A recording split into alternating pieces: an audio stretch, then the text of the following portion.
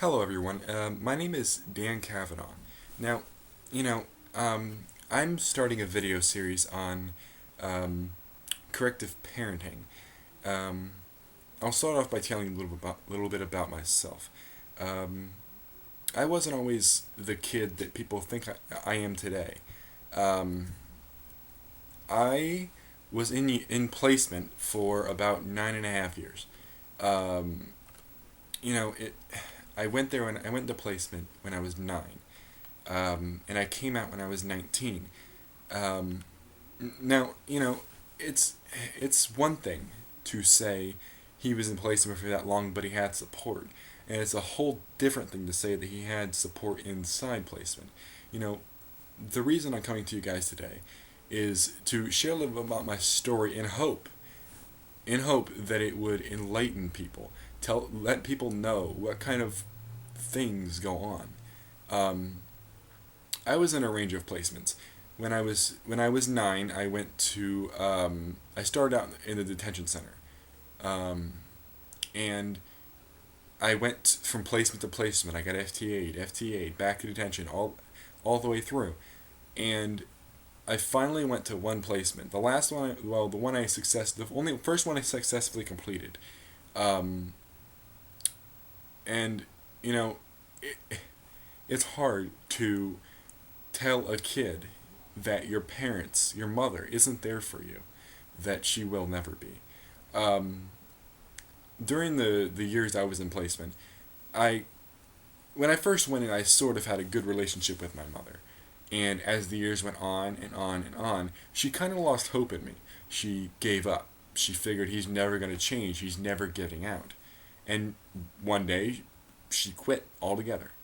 I mean, we still talked, but almost every talk was we were both engaged in an argument, or or it was just a simple debate about something in the past or the present, something that she didn't know anything about, but she thought I was doing something wrong.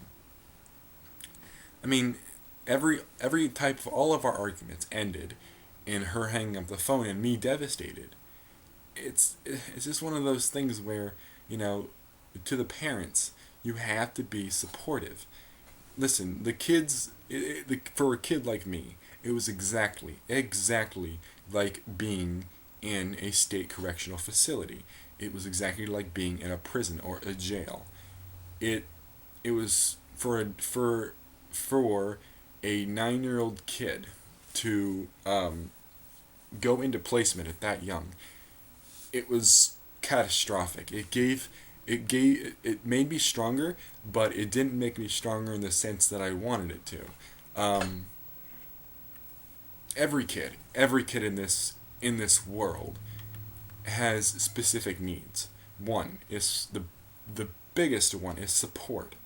They need someone standing by them to let them know they're okay. Everything will be fine.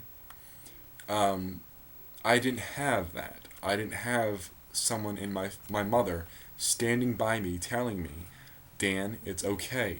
Don't worry. Everything will work out. I was forced to fend for myself. Eh, my behaviors after my mom quit altogether, my behaviors went on a downhill slide, rapid. I began to fight people for no reason. I began to get into arguments. I got into altercations with the staff. But after a while, I mean, I shut down for 2 months at a time, usually. Wouldn't talk to no one. I would sit in my room, which is about a 12 by 12 room with one desk, one bed, and shelves for clothes. That's it. The windows were barred and screened, and the doors were magnetically locked. Um, I sat in my room for months, staring at a blank wall. I wasn't thinking about anything. I was just depressed. I was sad. I didn't care, you know.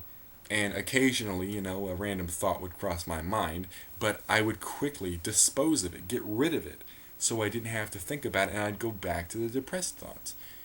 It got to the point a few times where I just wanted to say, you know what, I'm done.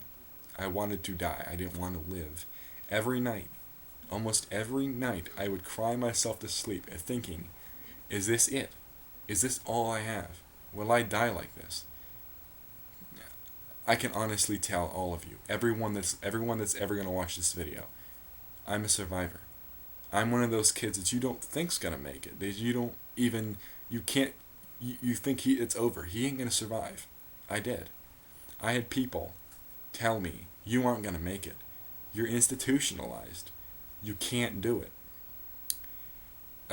Well, the part of this video is telling everyone that's watching this video they were wrong.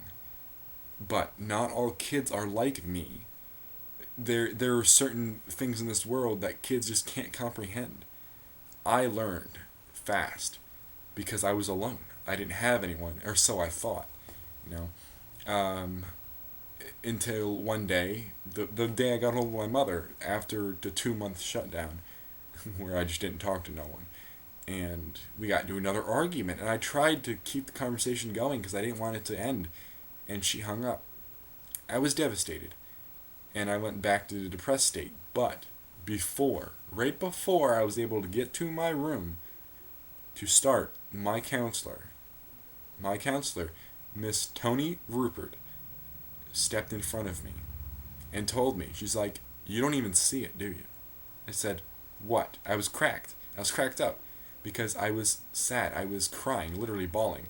I was 12 years old. And she said, you don't even see it. She said, you have all the friends you need. Everyone you ever gonna need. You have all the support to finish your life right here. She said, you can do it. She says, I don't care what your mother's done to you. I don't care what happened. She says, all I care about is seeing you do what you gotta do and get out of placement and be successful. Be the person you want to be. Now, for most kids, that would be a pretty good jumping point for me. That was my changing. That was the day. That was the days and the months and the year that I changed my life. I was there for 3.5 years. We're at the place that I was. And the last year and a half, it was my changing point. I became a star resident. I was used in situations. My name brought up past events, things that you don't think will be good, but it turned out good. Now, just to the parents, anyone who was able to watch this that has a kid in placement, a child, you need to be supportive. Listen, not all kids are like me. Not all kids have the stride to keep going without their parents. Most kids are so helplessly inert on their parents that if the parents leave them, they can't do it. They can't complete their life. They can't go on. Most kids don't even make it. And I'm sorry to say that, but you have to realize, every parent that's going to watch this video, you have to realize that, listen, your life may not have been the best, and that's all the more reason to treat your kids the way you were supposed to be treated. Give them the love and support that they deserve. Like I said, I was not always the best child. I can honestly tell you I was a hellion. I was a handful.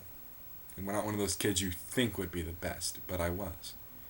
Listen, anyone who is watching this, if it's a kid, if it's a parent, spread this around. Let people know that support is the best thing you can offer any kid in placement. Even with the staff, the counselors, the therapists that are in every place I've ever been at. They didn't care what happened between me and my mother. They cared about me and what I was going to do to better myself. This is going to be a video series. It's going to be a 4 or 5 video series on parenting. Things that you parents have to do to make sure your kid grows up better than I did. Listen, I'm being successful. I am in college for business.